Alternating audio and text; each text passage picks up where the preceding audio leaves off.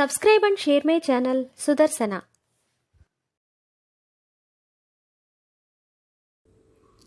ఓం శ్రీకృష్ణ పరబ్రహ్మణే నమః. శ్రీ గురుభ్యో నమః. శ్రీమద్భగవద్గీత 18వ అధ్యాయము మోక్ష సన్యాస యోగము 21వ శ్లోకము. శ్రీ భగవాన్ ఉవాచ పృథక్త్వేన తు యజ్ఞానం నానాభావాన్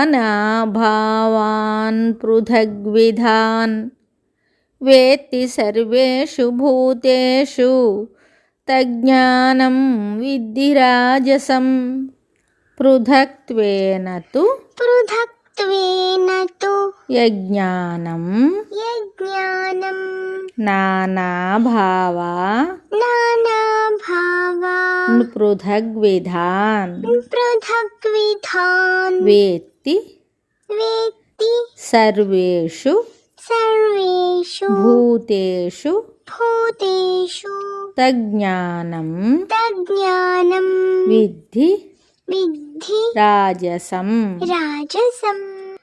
పృథక్త్వేన తు యజ్ఞానం నానాభావాన్ పృథగ్విధాన్ వేత్తి సర్వేషు భూతేషు తజ్ఞానం విద్ధి రాజసం.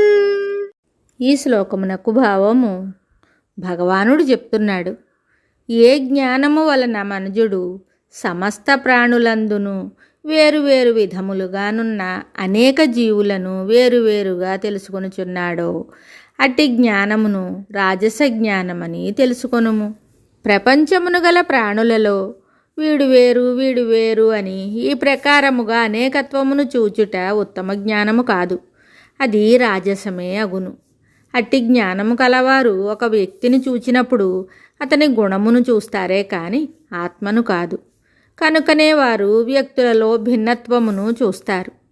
ఇట్టి రాజస జ్ఞానమునే ఇప్పుడు ప్రపంచమున చాలామంది కలిగి ఉన్నారు. ఎలా అనగా వారు ప్రాణులలో భిన్నత్వమునే చూస్తున్నారు. కావున దానిని తొలగించుకొని అద్వైత భావమును సమదృష్టిని అవలంబించవలెను.